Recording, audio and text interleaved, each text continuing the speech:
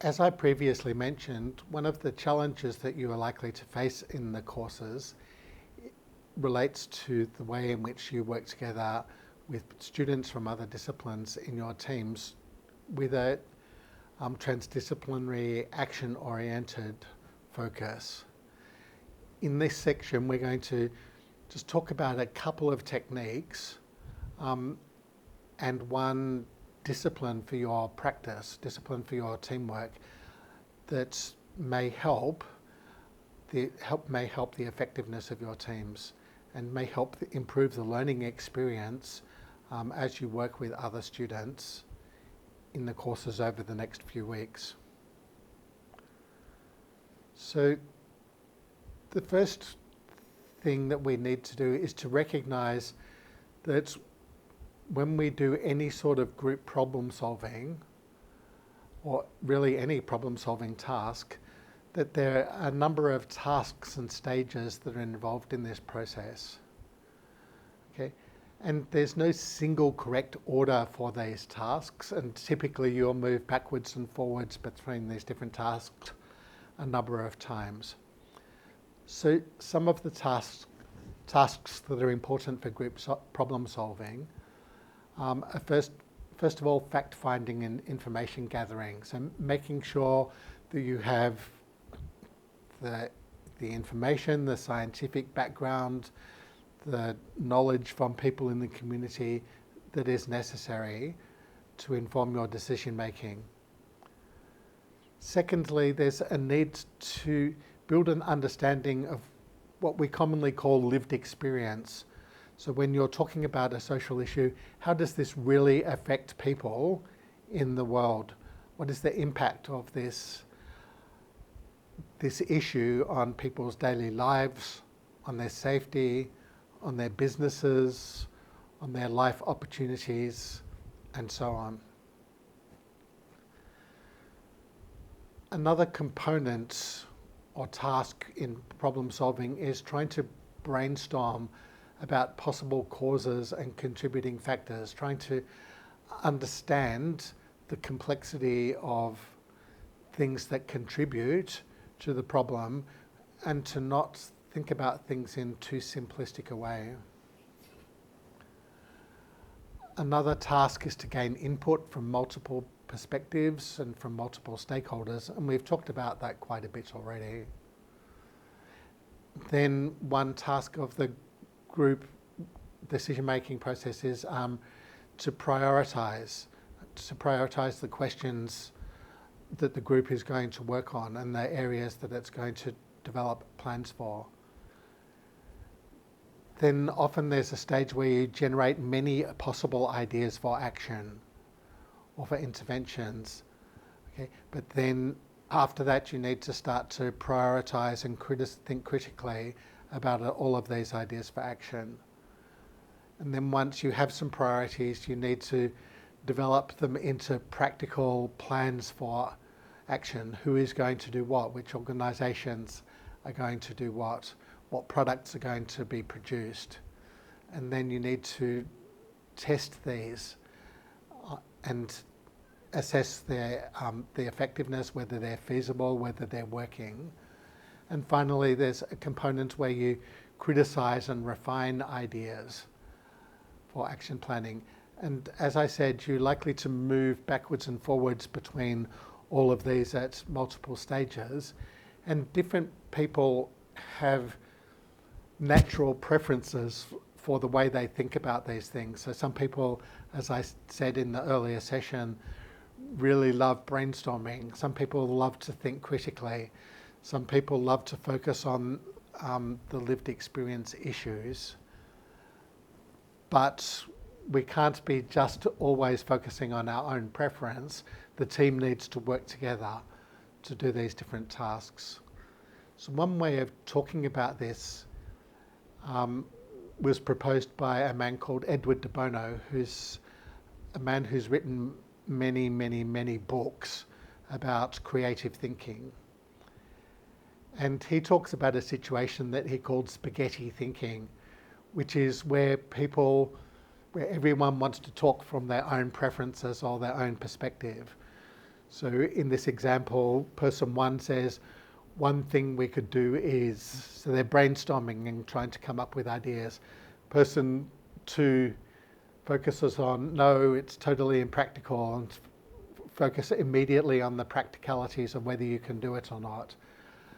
Person three's very social-minded person and thinks, oh, no, our customers will hate it. Person four might be a bureaucratic person. No, we don't have a budget line for this. Person five has their own preference and their own ideas that they want to promote instead. Person six says it's all been done before. Person seven says we need to do some more research, we need to do another study. So what's happening here is that every person is trying to do one of these different tasks that we talked about on the previous slide, all at the same time, and they're all talking across each other like a whole lot of spaghetti in a bowl that's mixed up. So when we think about how to conduct effective group work, okay, we need to avoid spaghetti thinking. And usually that requires separating out some different components of the group work and knowing what you're doing. Is this a time for brainstorming and generating ideas? Is this a time for criticizing the practicality of those ideas? Is it a time for thinking about who will like them and who won't like the ideas and how it might affect different people? So the important principle here is to know what you're doing as a group and to spend time making sure, okay, at the moment we're generating ideas, we're not criticizing, okay, and then at another time we say, okay, now we're trying to prioritize those ideas and we have to start thinking critically about how practical they are, how they will make different people feel, and so on. So I'd like to briefly talk about two tools that are sometimes used to help with group planning processes. The first one that I'll talk about is the 6 thinking hats developed by Bono. And then I'll talk about design thinking. And I think perhaps you'll find the design thinking model most useful because it kind of fits in with a lot of the tasks and the structure of the 3 courses that you're going to be doing over the next few weeks. So Bono proposed a model for assisting groups to work creatively by talking about 6 hats. So the idea is that in your group work you need to know which hat you're wearing at any particular point in time and not have every person in the group wearing a different hat at that point in time. So the 6 hats that he talks about are blue hat. So the blue hat is not really part of the group action planning and group creative thinking. This is the kind of manager of the whole process. So blue hat thinking is, asking yourself, what are we doing now and what should we do next? Okay, and making sure that the group stays focused on just one task at a time. Green hat thinking focuses on creativity, trying to come up with as many ideas for solutions as possible and to not be too critical about ideas as they come up. White hat thinking focuses on facts. Okay, it's when the group is asking itself, okay, what information do we have? What information do we need? What more things do we need to know? And analysing what the data and information you have already tells you about the problem. Red hat thinking focuses on feelings. Okay, what are different people going to think about this? Okay, how are farmers going to think about this? How are politicians going to think about this? How are women going to think about this? And so on. Yellow hat thinking is trying to focus on the positives. Okay, thinking about what are the benefits, what are the opportunities, that might make particular actions feasible, and to give logical reasons for that. And then black hat thinking is the opposite of yellow hat thinking. It's thinking about what might be some of the dangers, the difficulties, the practical problems to do with implementing the different ideas. Okay? All of these are important parts of group processes, but the most important thing is that you don't try and mix them all up at the one point in time, and that you move from one to another in a planned way. And when we talk about transdisciplinary leadership, perhaps one of the things that's important is that a transdisciplinary leader needs to be good at blue hat thinking, so they can guide the group to move between the different tasks that are required.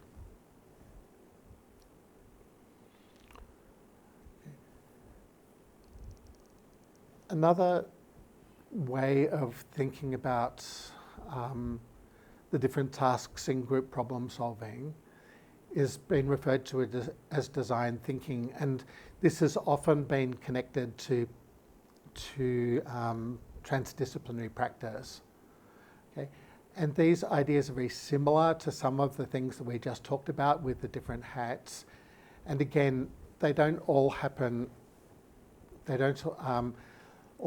a sequence, but you're likely in a group process to move backwards and forwards between them. So one of the things about design thinking is that it starts with the idea of building empathy and trying to understand problems not from an academic perspective first, but from the perspective of people who are really impacted by a problem first. How does it impact their life? How does it impact their health and mental health? How does it impact their business or education opportunities? How does it impact their safety? How do they feel about as a result of these issues? Do they live with fear of not being able to have a livelihood because of the effects of climate change, and so on? The second component of design thinking is to define the problem by sort of unpacking and synthesizing the findings from thinking about it from the empathizing stage. So, like, what are the different types of problems that we think about?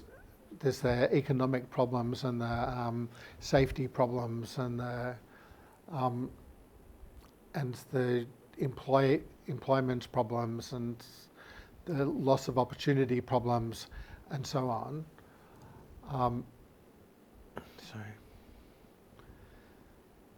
That come from your empathizing stage. But at this stage, you also need to introduce other components to defining the problem. So you might start to match up what you've learned from the people who are affected with the literature and with other frameworks for analysing and thinking about the problems.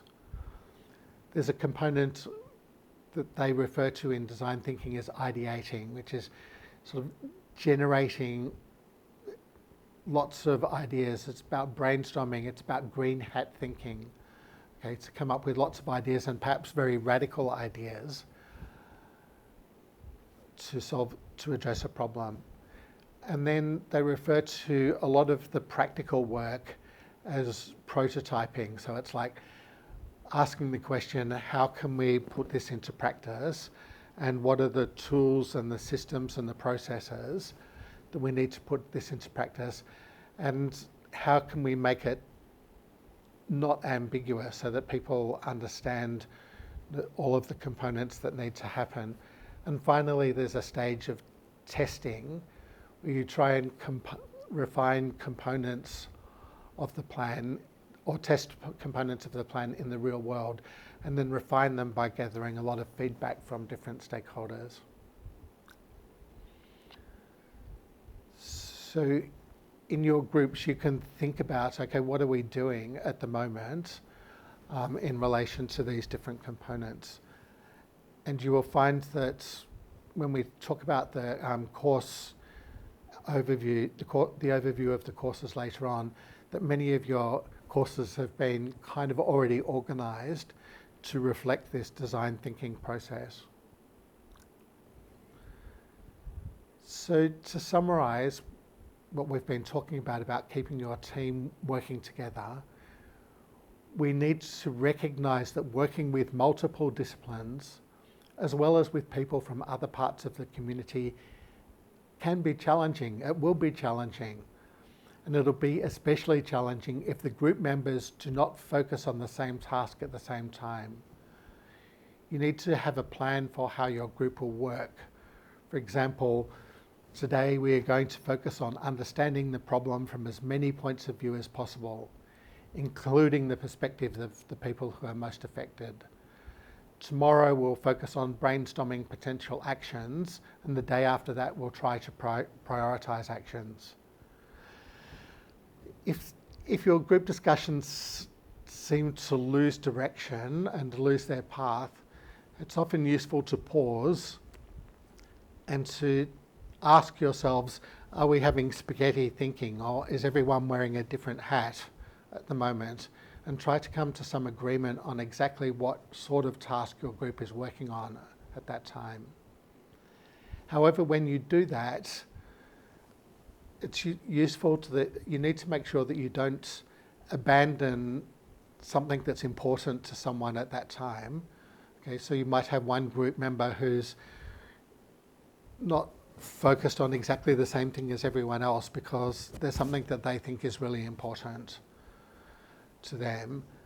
And it's important that you don't abandon that, but you may need to schedule that to be discussed the next day when we talk about like the practical issues or something else. You need to write down things that are a concern or a worry to group members to make sure that they're not forgotten or ignored.